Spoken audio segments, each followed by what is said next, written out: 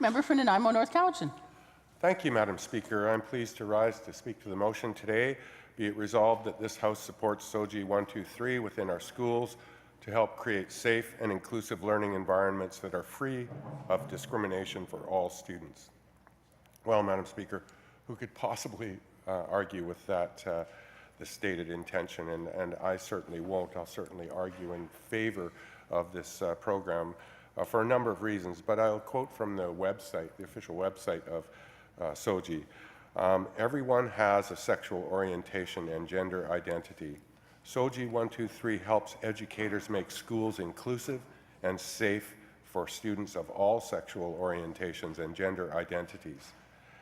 At a SOGI-inclusive school, students' biological sex does not limit their interests and opportunities, and their sexual orientation and how they understand and express their gender are welcomed without discrimination, unquote.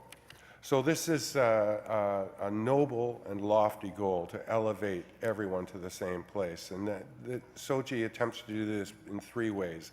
First, to establish policies and procedures that explicitly represent SOGI, and they have proven to reduce discrimination, suicide ideation, and suicide attempts for all students. Second, create inclusive learning environments, including SOGI and LGBTQ and signage, word choices, and extracurricular opportunities to create positive and welcoming spaces for all children. Finally, create lesson plans that teach diversity and respect and include examples of SOGI topics and LGBTQ and community members, allow learning to reflect SOGI diversity in students' lives and in society.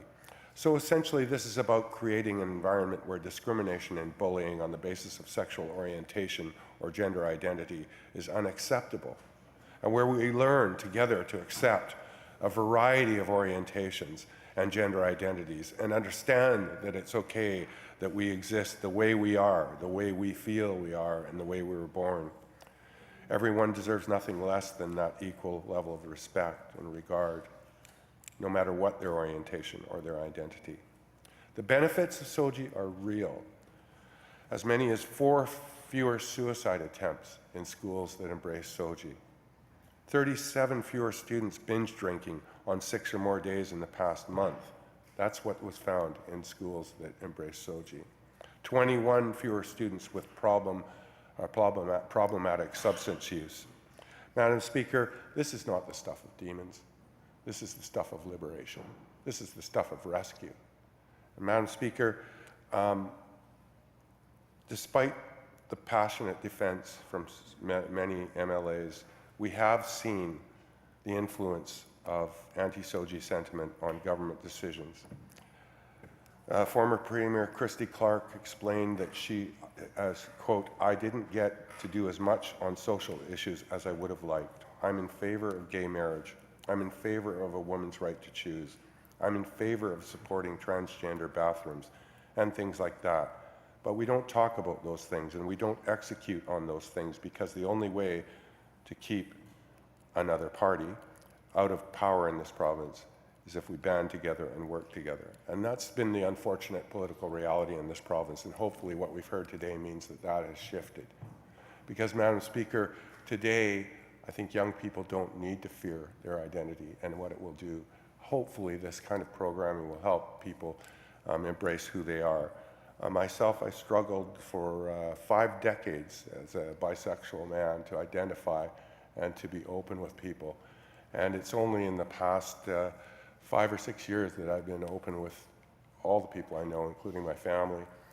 I've been fortunate in my life, not having experienced the kind of discrimination that so many of my colleagues and friends have faced. So, Madam Speaker, I will always speak in favor of any effort to liberate the identity of British Columbians, be it with regard to their orientation, their sexuality, or any other aspect of their lives, and their equal right to thrive and prosper in British Columbia. Thank you.